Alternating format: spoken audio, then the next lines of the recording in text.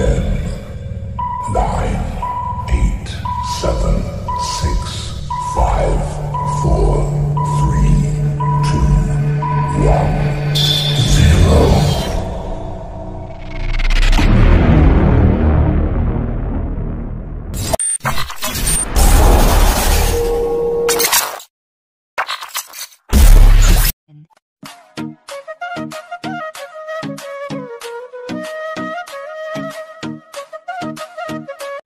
नमस्कार दोस्तों, मैं डॉक्टर प्रेम घोड़के फिर से आपके सामने एक कहानी के माध्यम से कुछ अच्छे विचार सुनाने जा रहा हूँ। अब ये अच्छे विचार सुनने और जानने के लिए जुड़े रहिए हमारे साथ। दोस्ती के बारे में कहा गया है कि जिंदगी एक रेलवे स्टेशन की तरह है और प्यार एक ट्रेन की तरह है जो आता है और चला जाता है। लेकिन ध्यान रहे दोस्तों, दोस्ती एक ऐसा इंक्वायरी स्टेशन है जहां हमेशा पूछा जाता है, मे आई हेल्प यू। हम अपने जीवन में बहुत से दोस्त बनाते हैं और दोस्तों के बीच कभी कभार किसी बात को लेकर मनमुटाव जरूर होता है और ये स्वाभाविक सी बात है। लेकिन इसका मतलब यह नहीं कि दोस्ती खत्म हो गई। सच्ची दोस्ती कभी खत्म नहीं होती दोस्तों, क्योंकि ऐसी ही दोस्ती में एक दूसरे के प्रति सच्चा प्रेम का भाव रहता है और यह भाव दोस्ती के नाते हर एक दोस्त के मन में हमेशा के लिए जीवित रहता है। अब ऐसे ही दोस्तों की एक कहानी जो 3 दोस्त है, मनी, स्वामी और राजम नाम के। अब इन 3 दोस्तों की कहानी किस प्रकार छोटी सी बात को लेकर मन मुटाव में जुट जाती है और आखिर में उनका जो दोस्ती का सच्चा भाव है, एक उच्च कोटि का भाव है, वह कैसे हमारे सामने प्रस्तुत होता है, वह हम देखने वाले हैं।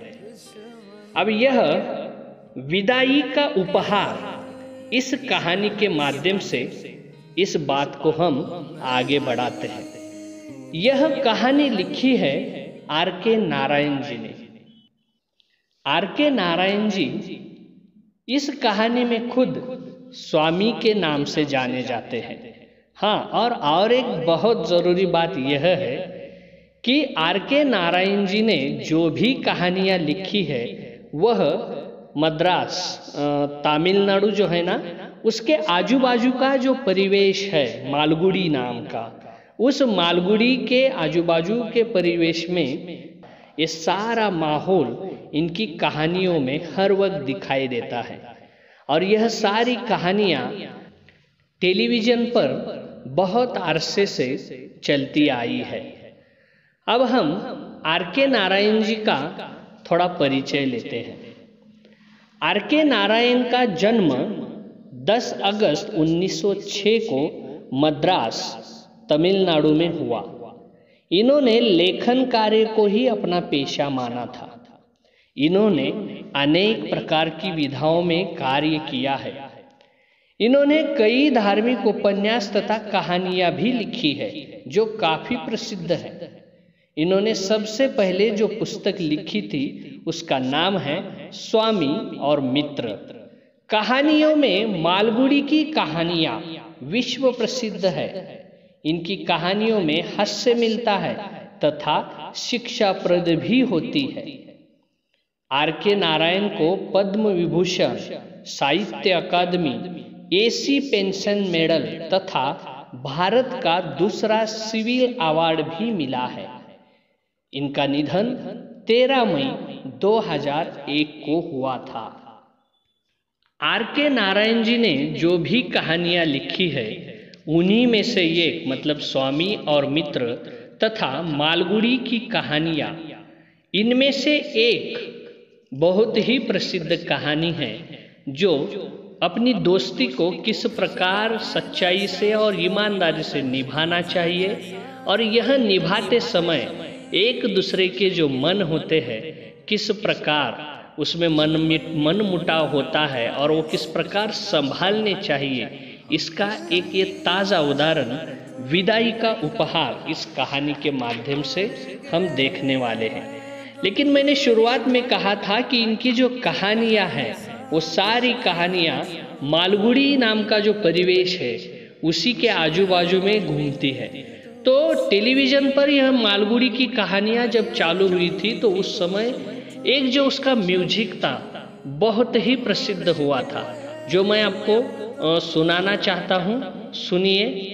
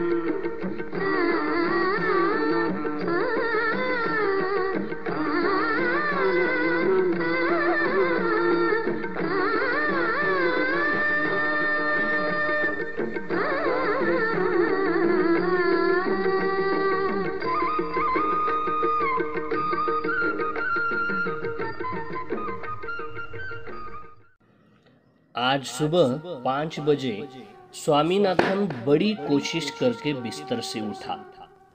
मालगुड़ी स्टेशन पर ठीक 1 घंटे बाद गाड़ी आने वाली थी जो राजम को हमेशा के लिए दूर ले जाने वाली थी। यह होने वाला है इसकी जानकारी स्वामीनाथन को पिछली रात 10 बजे तब मिली जब मनी ने आकर बताया कि राजम के पिता की त्रिचन्नापल्ली बदली हो गई है और सुबह सारा परिवार मालगुड़ी छोड़ने वाला है। मनी ने बताया कि उससे 1 हफ्ते से इसकी खबर थी, लेकिन राजम ने इसके बारे में स्वामीनाथन को कुछ भी बताने की सख्त मनाही कर रखी थी। आखिरी वक्त पर मनी अपने पर काबू नहीं रख सका और उसे राजम की इच्छा के विरुद्ध काम करना पड़ा है।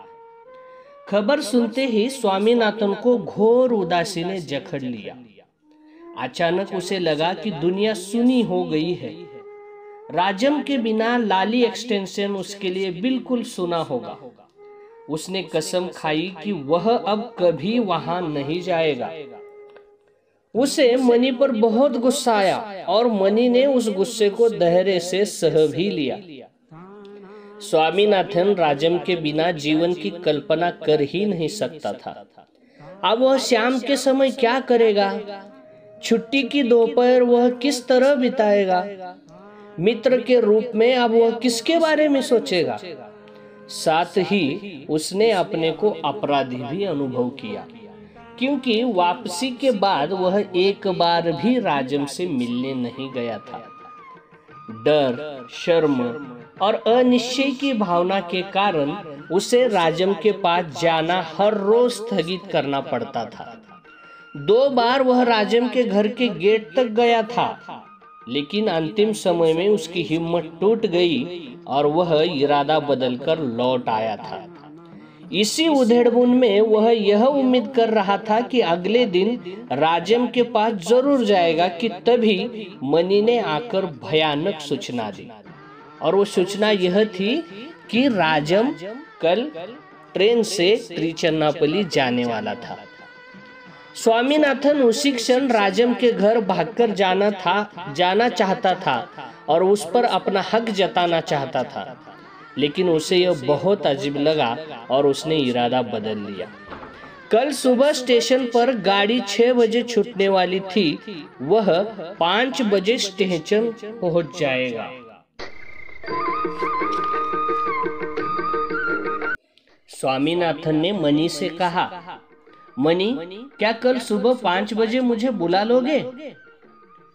तभी मनी ने कहा, नहीं नहीं, मैं राजम के घर पर ही सोऊंगा और सुबह उठने के बाद उसके साथ स्टेशन पर ही जाऊंगा।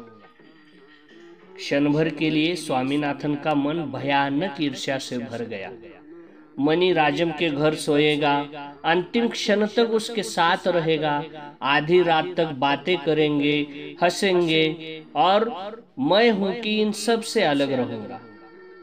वह मनी से लिपट जाना चाहता था और उसे वहां जाने से रोकना चाहता था। ऐसे में मनी के जाने के बाद स्वामीनाथन ने अंदर जाकर अपना देवदार की लकड़ी का बक्सा खोला और उसमें कुछ देखने लगा। वह कोई चीज निकालना चाहता था जिसे वह अगली सुबह राजम को उपहार में दे सके। बक्से में कई तरह की चीजों, धातु के टुकड़ों और दूसरी चीजों का एक गडमगड ढेर था। एक गत्ते का डिब्बा था जो कभी स्वामीनाथन को बहुत भाता था। एक खिलौना घड़ी, एक सूची, कुछ चित्र कथाएं, नट बोल्ट, पुरानी मशीनों के बेकार पुर्जे आदि बक्से में ऊपर तक भरे हुए थे। उसने आधे घंटे तक बक्से को छाना, लेकिन कोई ऐसी चीज नहीं निकली जो राजम को दी जा सके।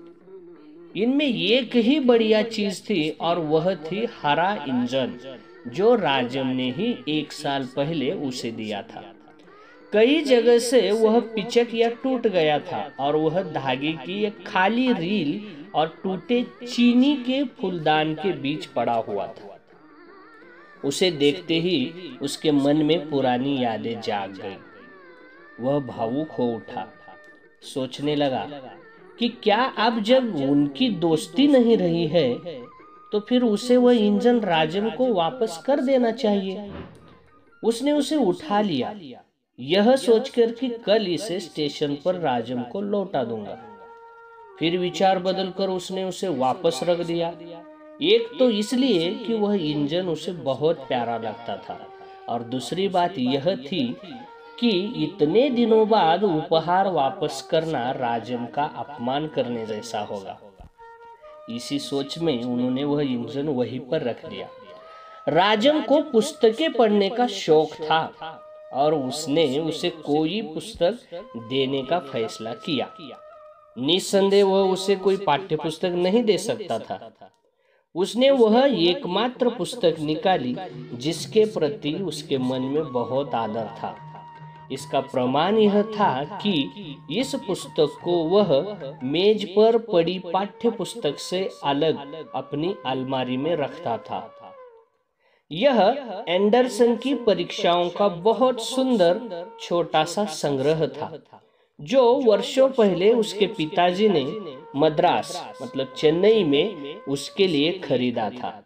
वह जी भरकर इस पुस्तक को कभी नहीं पढ़ पाया। इसमें ऐसे बहुत से शब्द थे जो उसे नहीं आते थे और जिनका वह उच्चारण नहीं कर पाता था। वह यह पुस्तक राजम को देगा। वह अपने डेस्क के पास गया और अंदर के कोरे पन्ने पर लिखा, सबसे प्यारे दोस्त राजम को सप्रेम भेंट।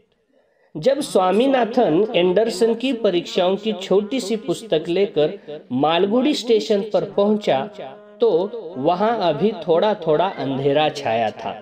स्टेशन मास्टर अभी अभी बिस्तर से उठा था और लालटेन की रोशनी में मेज पर काम कर रहा था।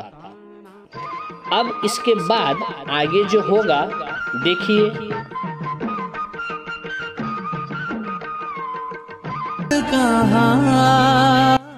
दोस्त, एक ऐसा चोर होता है जो आंखों से आंसू, चेहरे से परेशानी, दिल से मायूसी, जिंदगी से दर्द और हाथों की लकीरों से मौत तक चुरा लेता है। इसलिए कहा जाता है दोस्तों, करनी है खुदा से गुजारिश, तेरी दोस्ती के सिवा कोई बंदगी न मिले।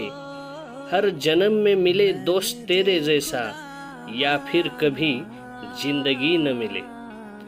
चलो दोस्तों, इसी के साथ फिर से हम कुछ नया लेकर नए विचारों के साथ, नए वीडियो के साथ फिर मिलेंगे चलते चलते। तब तक के लिए अलविदा, धन्यवाद।